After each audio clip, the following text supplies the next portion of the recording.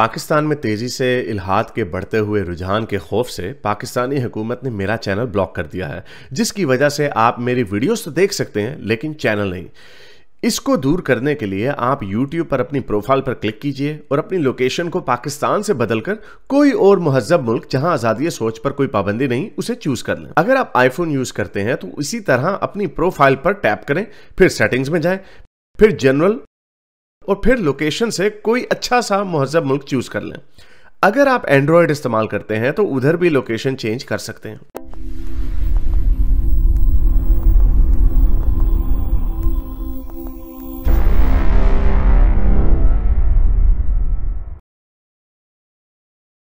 پندرہ سو سال سے ایک ایسی ہستی ہے جس کو ایک طبقہ مان لیجئے 7 بلین میں سے 1 بلین اس کو تعظیم کر رہی ہے، احترام کرتی ہے۔ 1.8 نہیں، 1.8 نہیں ہے، یا چلیے مانیے ایک تو مسلمان تو کہتے ہیں 2.5 ارب ہو گئے۔ آپ کو لگتا ہے کہ یہ نفرت جو ہے یہ تھوڑی اور پھیل سکتی ہے؟ کیونکہ ایک ہی انسان تو زمین پر نہیں رہتے ہیں نا۔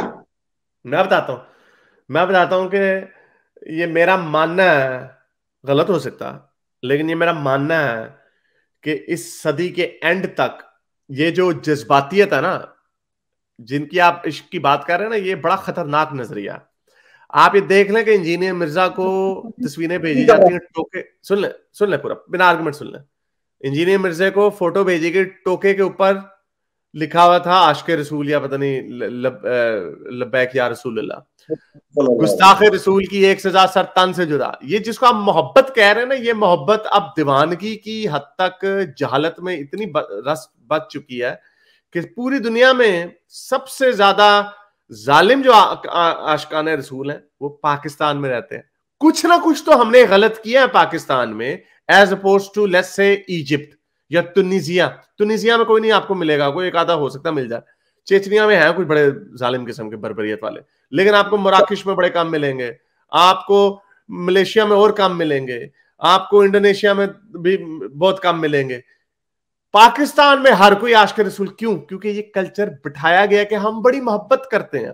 آپ نے محبت کرنی کہ مسیحی لوگ عیسیٰ سے محبت کم کرتے ہیں، وہ انہوں نے انہوں نے اس محبت کو اس جہالت میں نہیں بدلا۔ تو یہ جو ڈسینٹ کا جو ایک کانسیپٹ ہے نا، ڈسینٹ کا، جو آپ نے شروع میں کہا تھا نا کہ اگر تنقید کر سکتے ہیں، قرآن میں کوئی ہو سکتا ہے کہ آپ کو لگتا ہے تنقید کرنے کی اجازت دینے کا مطلب یہ نہیں ہے کہ آپ اس سے متفق ہو گئے ہیں۔ ابھی ضروری نہیں ہے، اسلام میں نہیں ہے، نہیں تو پھر سرطان سے جدا تک بات پہنچ جاتی ہے نا۔ اسلام میں حدیث میں ہے کہ جس طرح جب سے امریکہ نے، جب سے انہوں نے نیٹو بنایا ہے، میرے ہو سکتا ہے مجھ سے غلطی ہو جائے، معاف کرنا، جب سے انہوں نے رشیا کو ختم کرنے کی کوشش کی ہے سیکنڈ ورلڈ وار کے بعد، تب سے یہ نیریٹو بنایا گیا ہے کہ مسلمان دہشت گرد ہوتے ہیں، یہ سارے تن سے جدا کرتے ہیں۔ مجھے آپ بتائیے یہ اسلامی تعلیمات میں کہاں ہے؟ قرآن میں خاص کر مجھے نہیں لگتا ہے ہوگا تو۔ حدیثوں میں بہت ہے، ہم نے اکثر بہت حدیثیں دکھائی ہیں، ہم نے بہت فقہا کی اوپینینز دکھائی ہیں۔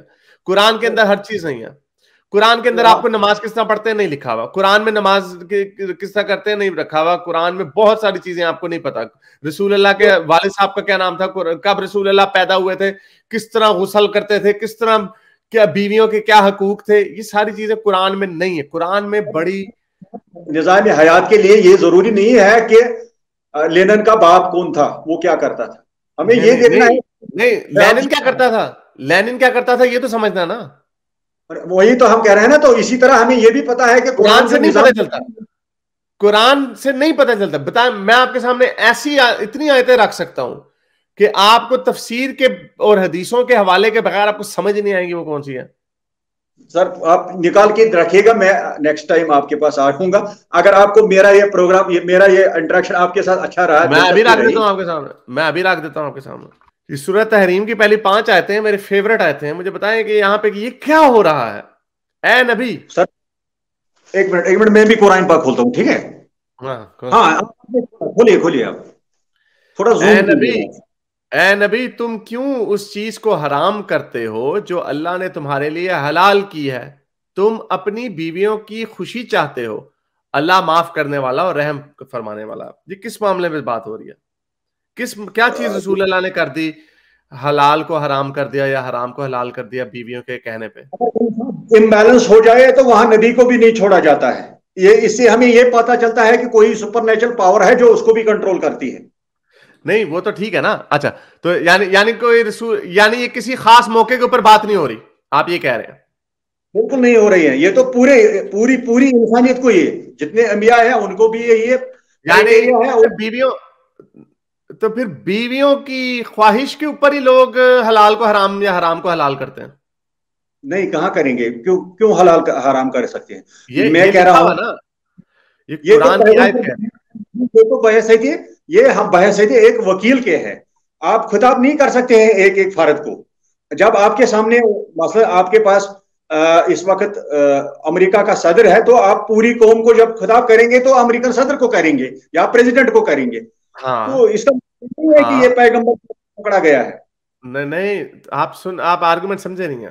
میں آپ سے یہ پوچھ رہا ہوں کہ نبی سے مخاطب ہو رہے ہیں، حضرت پریزیڈنٹ آف یونائٹڈ اسٹیٹ سے مخاطب ہو رہے ہیں. اے نبی تم کیوں اس چیز کو حرام کرتے ہو جو اللہ نے تمہارے لیے حلال کی ہے؟ میں آپ سے پوچھ رہا ہوں کہ کیا نبی کام کر رہے تھے؟ آپ کہہ رہے ہیں جنرل بات کر رہے ہیں اللہ میاں کہ یہ ہے، یعنی یہ جنرل بات ہو گئی. ہاں جنرل بات ہوگی. اچھا جنرل بات ہو گئی. اچھا کیا اس لیے کہ تم اپنی بیویوں کی خوشی چاہتے ہو؟ ابھی بھی جنرل بات ہو رہی ہے کہ بیویوں کی خوشی کی خاطر رسول اللہ حلال چیز کو حرام کرتے ہیں یا حرام کو حلال کرتے ہیں؟ اگر ایک انسیڈنٹ اس وقت ہوا ہے تو امت کے لیے یہی اس کو نمونے کے طور پر رکھا گیا. ہاں تو وہی میں پوچھ رہا ہوں کہ وہ انسیڈنٹ کیا ہے، پتا ہے آپ کو؟ شکریہ. شاید کھایا تھا. نہیں شہد آپ نے کہاں سے اٹھا لیا؟ مجھے تو یہ بتایا نا. میں آپ سے پوچھ رہا ہوں یہ شہد یہ آپ نے کہاں سے حوالہ اٹھایا؟ قرآن میں تو نہیں ہے یہ؟ نہیں قرآن میں نہیں ہے. میں کہہ رہا ہوں مطلب یہ اس میں ہے، احادیث میں ہے. ہاں تو پھر تو میں آپ سے یہ پوچھ رہا ہوں کہ احادیث سے، یہی میرا پوائنٹ تھا کہ احادیث سے آپ کو ریفر کرنا پڑتا، اتنا آسان نہیں ہے. اور اس طرح کی بے تحاشا آیات اور ہیں، پورے لوگوں کے دماغ خراب ہو گئے. لوگوں نے، عالموں نے اپنے سر چٹے کر لیے. اور یہ شہد نے اس کے اوپر بھی مقدمہ اور ہے، یہ ماریا قبطیہ کا بھی چکر ہے. کوئی کریکٹر ہی نہیں ہے،